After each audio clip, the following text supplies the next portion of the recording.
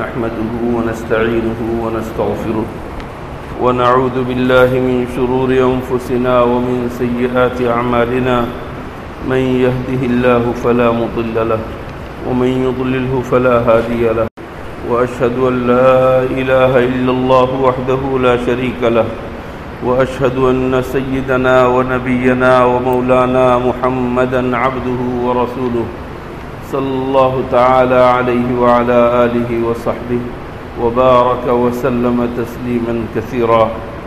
أما بعد، فعن علي بن الحسين رضي الله عنهما قال قال رسول الله صلى الله عليه وسلم من حسن إسلام المرء تركه ما لا يعنيه.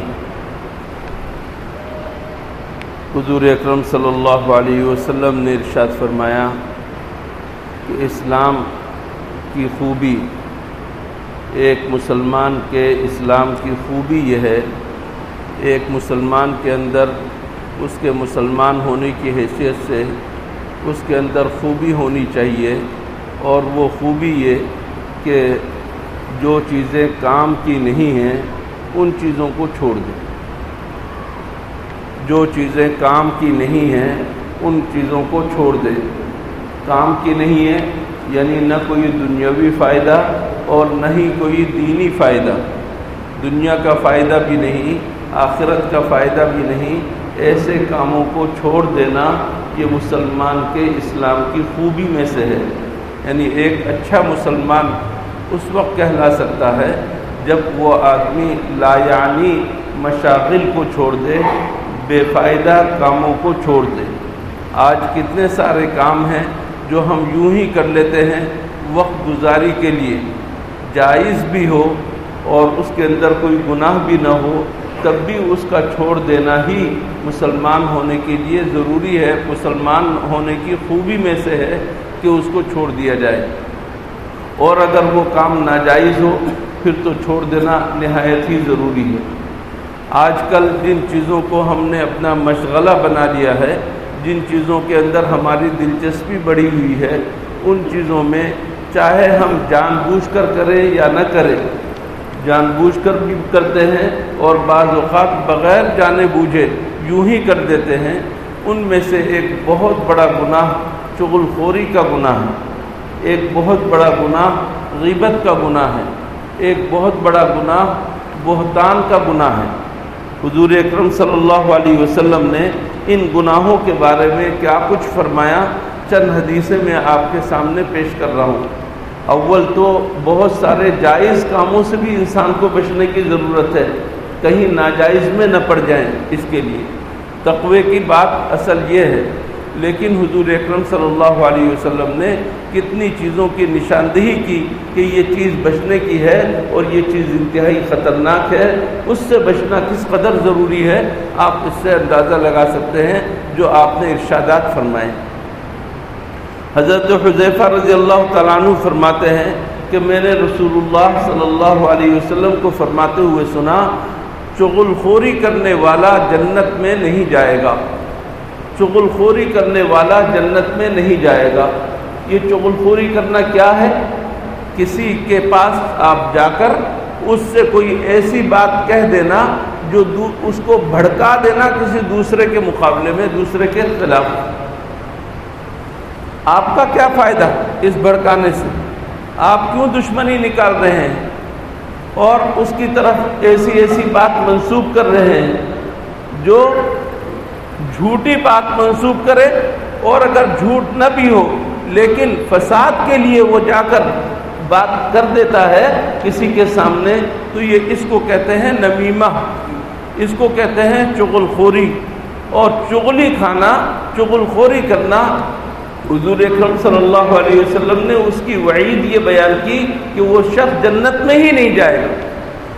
اندازہ لگائیے حضور اکرم صلی اللہ علیہ وسلم کیسا معاشرہ چاہتے ہیں؟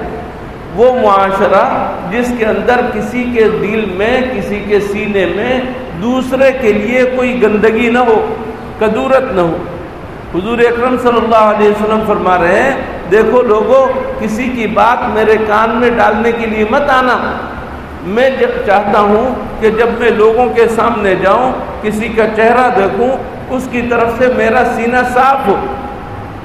آپ اندازہ لگائیے، ایک آدمی آ کر اگر آپ کے کان میں کہہ دیتا ہے کہ فلاں آدمی ایسا ایسا کہہ رہا تھا، اب آپ کے دل میں اس کے بارے میں بغض بھر گیا، آپ کہتے ہیں کہ اچھا اس نے ایسا کہا ہے، میں تو ایسا ویسا ہوں لیکن اس کے باوجود اس نے ایسا کہا ہے، آپ کے دل کو گندا کر دیا۔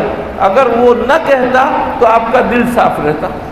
اب جب بھی وہ آدمی سامنے آئے گا تو آپ دل کے اندر کہیں گے کہ اچھا یہی وہ برا آدمی ہے جس نے میرے بارے میں ایسا کہا تھا، اور اگر آپ کے سامنے وہ بات نہ آتی تو آپ کا دل صاف رہتا۔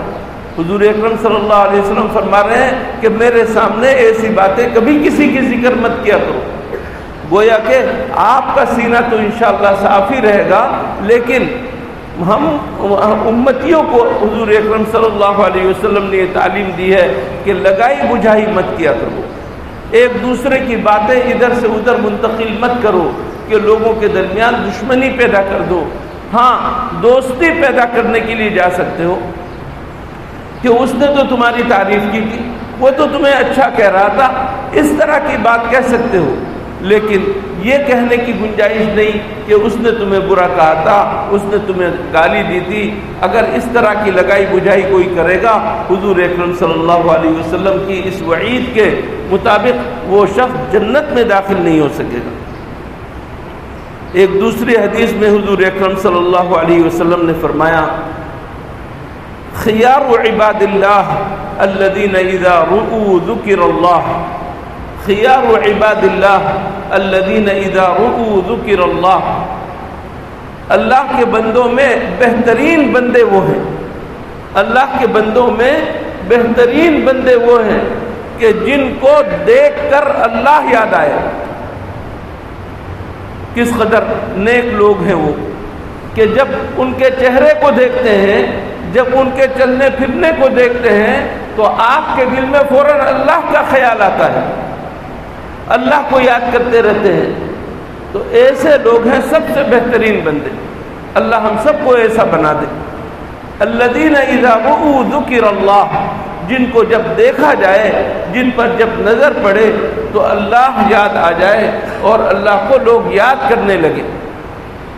فرمایا وشرار عباد اللہ، بدترین لوگ ہیں اللہ کے بندوں میں سے کچھ لوگ بدترین ہیں، بہت برے ہیں۔ کون؟ المشاؤون بالنمیمہ، وہ لوگ جو چغلی کھانے کے لیے چلت پھرت کرتے ہیں۔ آپ کے پڑوس میں ایک لڑکی ہے، اس کا رشتہ کہیں سے آیا، آپ کو پتہ چلا کہ ان کے ہاں رشتہ آیا ہے، اور آپ باقاعدہ گاڑی کا کرایہ دے کر اس گھر میں جاتے ہیں۔ تم لوگ اس گھر میں گئے تھے، وہ تو ایسے اور ویسے ہیں۔ آپ نے کیا کیا؟ اس کو رشتہ ختم کرنے کے لیے اتنا بڑا ظلم کیا، جھوٹ بولا، اور اگر سچی بات بھی کی ہو تو آپ کے لیے گنجائش نہیں ہے اس طرح کی بات کریں۔ آپ کے پاس کوئی مشورہ لینے کے لیے آیا ہے، آپ نے جا کر اس طرح کیوں کیا؟ کیوں اس طرح کہا؟ المشاؤون بالنمیمہ، جو چغلی کھانے کے لیے چل پھر کر جاتے ہیں اور لوگوں کے پاس جا کر چغل خوری کرتے ہیں، لگائی بجھائی کرتے ہیں، ایک کو دوسرے کے خلاف بھڑکاتے ہیں، یہ بدترین بندے ہیں۔ فرمایا یہ لوگ، ان کا کام کیا ہے؟ چغل خوری کرنے والوں کا کام المفرقون بین الاحبہ، دوستوں کے درمیان، محبت کرنے والوں کے درمیان تفریق ڈال دینے والے ہیں۔ یہ چغل خوری کیا ہے؟ لگائی بجھائی کرنا کیا ہے؟ ایک دوسرے کے خلاف بھڑکانا کیا ہے؟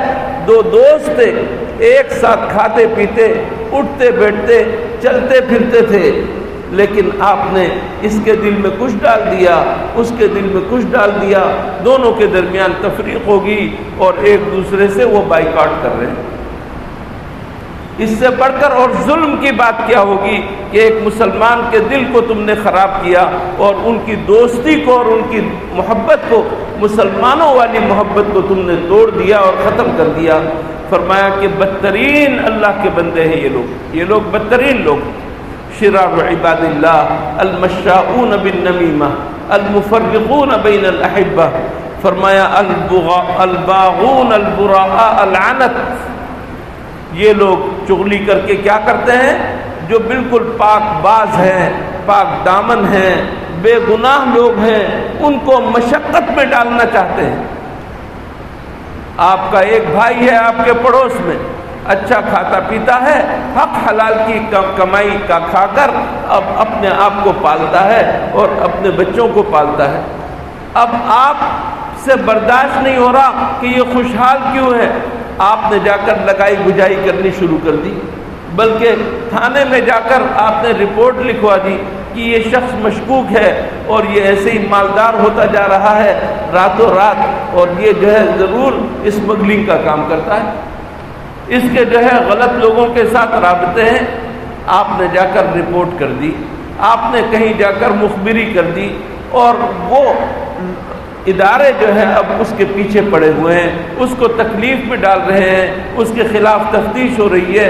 آپ نے چغل خوری کر کے ایک مسلمان کو مشقت میں ڈال دیا۔ فرمایا شرار عباد اللہ، یہ لوگ ان لوگوں کے اندر سب سے بدترین لوگ ہیں، سب سے بدترین۔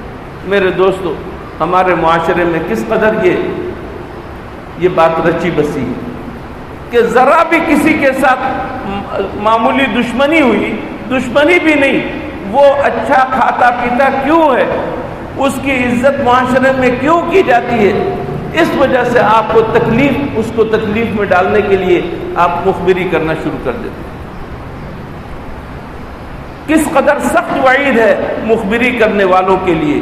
الباغون البراء، جو پاک دامن اور پاک باز لوگ ہیں، بے گناہ لوگ ہیں، ایسے لوگوں کے بارے میں عنت یعنی مشقت اور تکلیف میں ڈالنے کا ارادہ کرنے والے اور اس کے لیے چلنے پھرنے والے بدترین لوگ۔ اللہ تعالیٰ حفاظت فرمائے، ہمارے جوانوں کو اللہ ہدایت دے، ہمارے بوڑھوں کو اللہ ہدایت دے، ہمارے مردوں کو، عورتوں کو، سب کو ہدایت دے، ہمارے علماء کو، عوام کو، سب کو ہدایت دے۔ آج ہمارا معاشرہ بالکل سڑ کر رہ گیا ہے اس وجہ سے کہ ہم نے حضور اکرم صلی اللہ علیہ وسلم کی ان احادیث کو اور ان ہدایات کو، تعلیمات کو پس پش ڈال دیا۔ اگر ہم اس حدیث کو اپنے سامنے رکھیں تو کبھی بھی ہم کسی کو کسی کے سامنے ذلیل نہ کریں۔ سب سے پہلے اللہ کا خوف ہونا چاہیے۔ میں آج اس کو مشقت میں ڈال رہا ہوں، اس کا کوئی نہیں ہے، یہ تھوڑے دنوں کے لیے مشقت میں تو پڑ جائے گا، لیکن کل مجھے اللہ کے سامنے جا کر حساب تو دینا ہوگا۔ تم نے اس کو کیوں مشقت میں ڈالا تھا، تم نے اس کو تکلیف میں کیوں مبتلا کیا تھا، تم نے اس کی لگائی بجائی کیوں کی تھی؟ اس وقت کوئی ہے مددگار؟ سوچنا چاہیے، بہت زیادہ سوچنا چاہیے۔ حضرت عبداللہ ابن مسعود رضی اللہ تعالیٰ عنہ فرماتے ہیں کہ رسول اللہ صلی اللہ علیہ وسلم نے ارشاد فرمایا لا یبلغنی احد من اصحابی عن احد شیئا فإنی احب ان اخرج الیکم وانا سلیم الصدر۔ ابھی میں نے اس حدیث کی تشریح آپ کے سامنے کی۔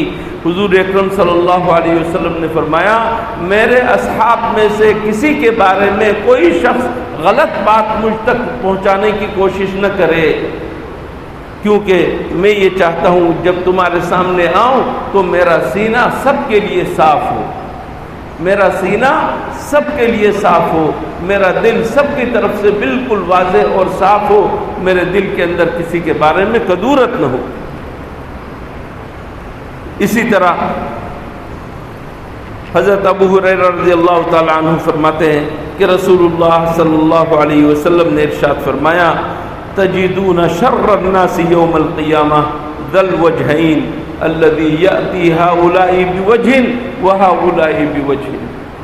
حضور اکرم صلی اللہ علیہ وسلم نے فرمایا کہ بدترین لوگ قیامت کے دن وہ ہوں گے، تم لوگ بدترین پاؤ گے، بہت برے لوگ پاؤ گے قیامت کے دن۔ کن لوگوں کو؟